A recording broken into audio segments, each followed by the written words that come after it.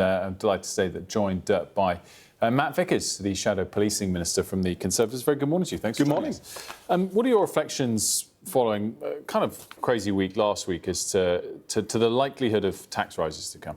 Well, do you know what? That stuff comes with a cost. You saw what happened last week. It was shambolic, actually. I think in Labour we talked about it being outrageous, man. I mean, it was chaos. 15 pages, 16 pages of a bill. Only 2 of them actually made it into practice. The reality is that the welfare bill has grown out of all control. It needs putting back in the box. 3,000 people every day signing up to benefits. That's a 50% increase since Labour came to power.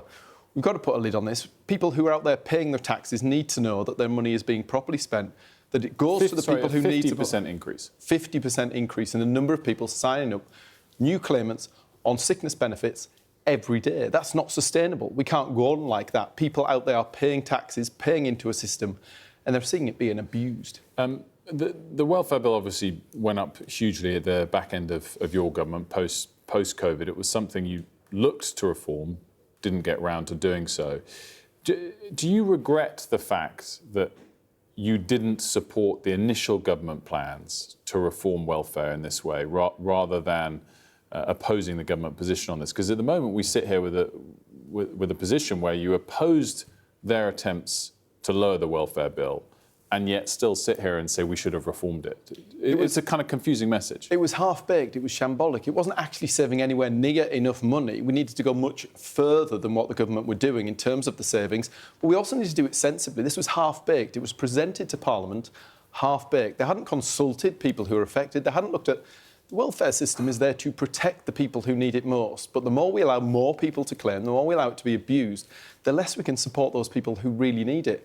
This bill was brought forward without proper consultation with the relevant people. It was brought forward in a way that wasn't going to save the sort of money that we need to be saving in order to deliver decent value for money to British taxpayers. We're going to see them come back for taxes in the autumn.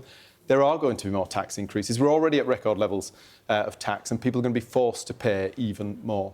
Which tax would you increase?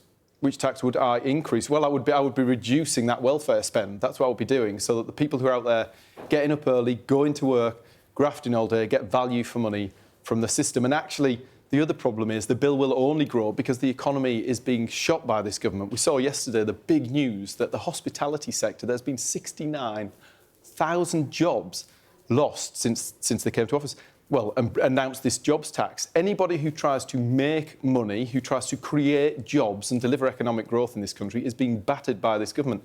More people thrown on the scrap heap without a job, without the ability to provide for the family, without the ability to deliver on their aspirations and ambitions. Tell me about the plan that your leader's going to be giving a speech on about no benefits for foreigners. Just exactly what are we talking about there? Well, we've seen the huge growth in welfare spend. We've seen problems with immigration.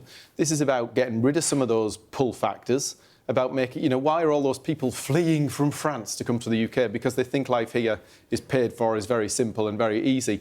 Actually... So is this for illegal migrants only or for all foreigners? It's for foreigners. We've seen that households with a foreign national in them, the welfare bill has gone up. It's doubled. But foreigners here legally? We are paying out £1 billion a month in sickness benefits to households with a foreign national. That's not acceptable. It's not acceptable to the people who are paying their taxes. People who live here, who are contributing, need to be put first. If you haven't contributed, if you come here thinking you're going to get an easy ride, you're not. But so it includes foreigners who come here legally to work will also be excluded? Yes. You've got to pay into a system before you start taking from it. So anyone that has moved here, completed all the legal requirements to come here and take a job legally will be excluded? Has ended up on benefits. Has ended up not working, has ended up not contributing. It's the right thing to do. We're going to get involved in that issue. We're going to get stuck into it because it's wrong. There is a reason people are fleeing all over, France, fleeing the safe place that is France to come here. We need to put them off doing that. Yeah, but we also need to make sure... someone coming here illegally. It's different from someone coming here legally to take a job. At the moment, British taxpayers are being fleeced. They're paying out £1 billion a month in benefits to households with foreign nationals. That's not right. And we're interested to see more details on that. More in Common, the latest bit of polling that's come out, 82 seats, the prediction for the Tories at the next election. It's not going great, is it? The people passed their judgment last July, a year ago. they were rightfully ticked off with us for lots of things. The government, was It's gotten worse since then. We were sent a message. We've gone away. We're looking at that. It was never thought that overnight you can transform the party. You need to go away, learn the lessons that the British people have told us, dust ourselves off, look again at what the British people want the Conservative Party to be offering them, and that's exactly what we're doing. We're renewing and rebuilding this party and starting again. At a time of talk of splits on the left, do you reconsider whether the right should reunite and merge with Reform? The Conservative Party are the people who are putting forward an alternative. We're talking about value for money for the taxpayers. We're talking about welfare, big issue of the day for many hard-working taxpayers out there, whilst at the same time the Labour Party are making an absolute sham of welfare reform, and Nigel Farage is talking about removing that two-child cap.